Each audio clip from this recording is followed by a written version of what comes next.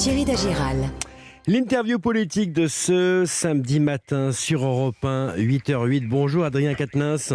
Bonjour. En direct de Lille ce matin où vous êtes bien sûr député NUPS, la France Insoumise du Nord. Première question, est-ce qu'il faut répondre à la rumeur ? C'est-à-dire ? J'explique. La militante féministe Rokhaya Diallo prétend avoir entendu des femmes de votre parti évoquer le comportement inapproprié d'Éric Coquerel. Il doit répondre dans le week-end par une tribune. Il doit clarifier la situation. C'était nécessaire ? Écoutez, ça lui appartient de répondre s'il le souhaite. Moi, ce que je peux vous dire en tout cas, il faut être très clair là-dessus.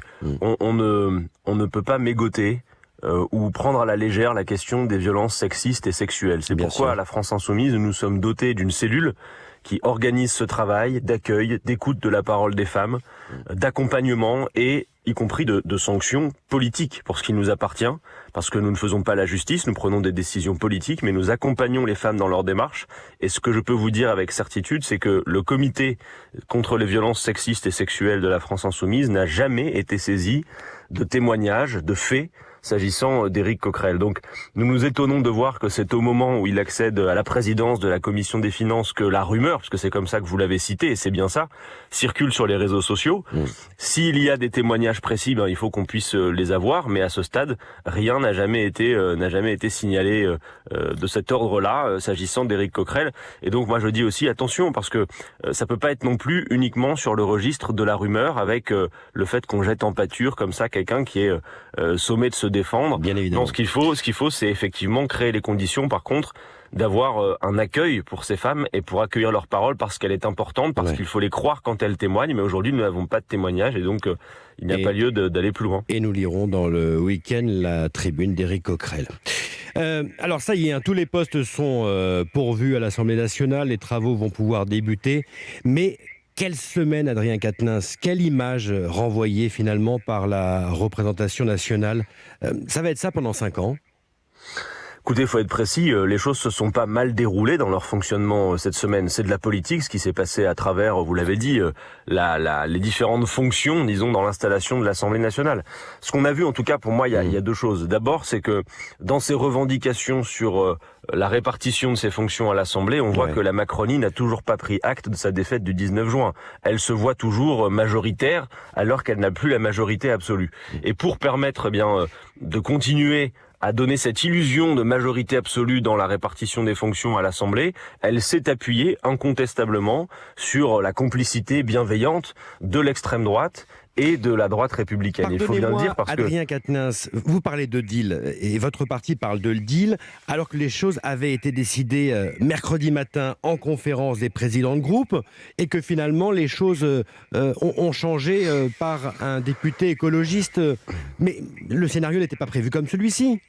Écoutez, faut être très précis. C'est un peu trop technique à mon avis pour intéresser l'ensemble des auditeurs. Alors, j'essaie de résumer la situation, mais mercredi matin, il y a une discussion en effet qui se fait entre les présidents de groupe à l'Assemblée et la répartition des fonctions qui étaient proposées ne correspondait pas à la répartition des groupes dans l'Assemblée nationale et à leur poids. C'est la raison pour laquelle nous sommes allés au vote. Mais ce qu'il y a d'absolument inédit, d'incroyable, c'est que les 2 vice-présidences d'extrême droite ont été élues par le concours des députés de la Macronie qui ont voté pour les députés. Qu'est-ce que vous demandez ? Vous avez 2 vice-présidences pour NUPS, la France Insoumise.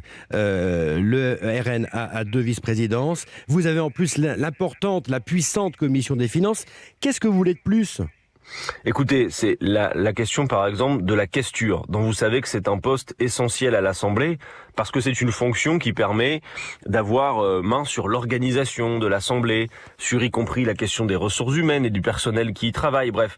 Et la Macronie revendique toujours 2/3 de cette questure, alors qu'en réalité, elle n'a plus la majorité absolue. Et on a bien vu que pour obtenir cela, elle s'est accordée avec le Rassemblement national, avec la droite républicaine, et elle est allée jusqu'à dire à ses députés de voter pour les candidats d'extrême droite. Bref, ce que l'on voit en tout cas, c'est qu'il n'était pas question pour eux que la nouvelle Union populaire écologique et sociale puisse occuper ses fonctions à l'Assemblée. Et donc on a bien vu un accord global du type « passe-moi le sel, je te passe le poivre » qui s'est joué entre la Macronie et les députés d'extrême droite et de droite. Et ça, il faut pouvoir le dire parce que c'est assez inédit.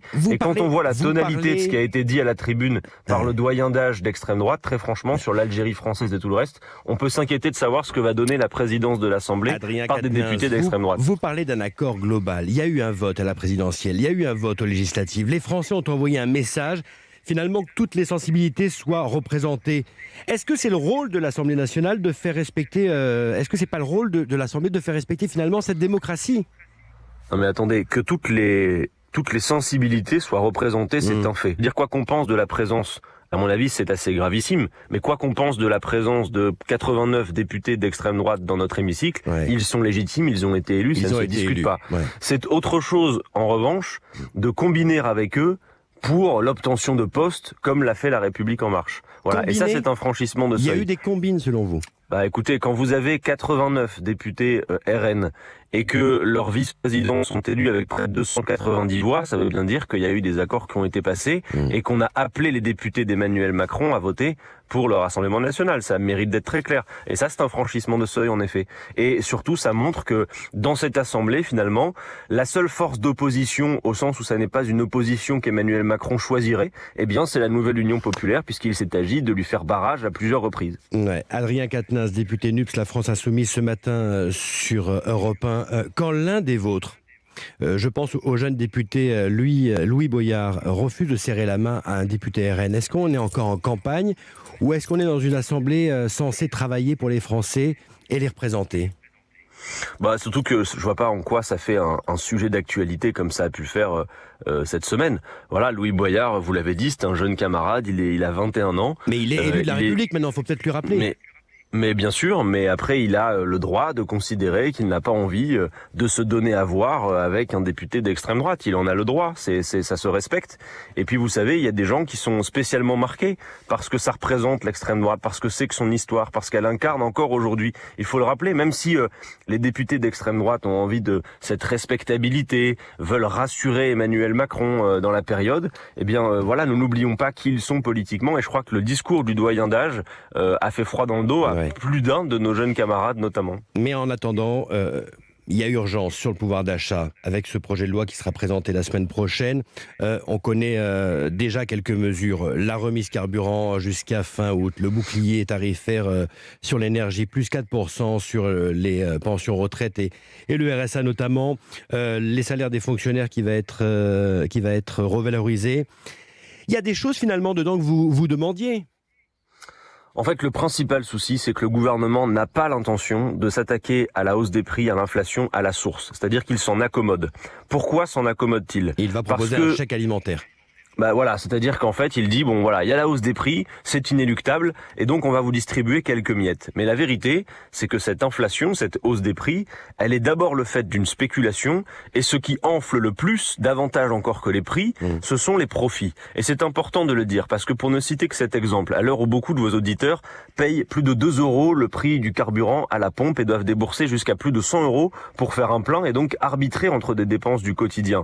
Pendant ce temps-là, vous avez Total, le fournisseur, qui vient de réaliser rien qu'au premier trimestre 2022 5 milliards de bénéfices et qui l'an dernier a réalisé le bénéfice record de toute l'histoire de l'industrie de ce pays. Donc il faut rappeler les choses, c'est qu'il y a d'abord et avant tout une inflation des profits et c'est cela qu'il faut mettre à cela qu'il faut mettre fin. Et quand nous proposons par exemple le blocage des prix, eh bien c'est pour en quelque sorte dire c'est à la rente privée de prendre sa responsabilité, de prendre sa part, et ça n'est pas à l'État de compenser par. En plus, vous pouvez vous en accorder, ce sont des chèques toujours insuffisants, ce sont des hausses qui sont inférieures à l'inflation.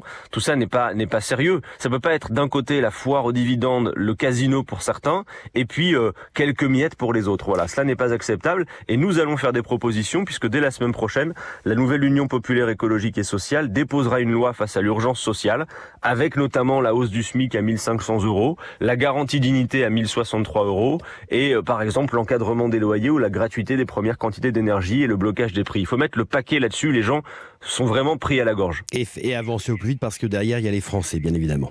Le député NUPS, la France Insoumise du Nord, Adrien Quatennens ce matin sur Europe 1.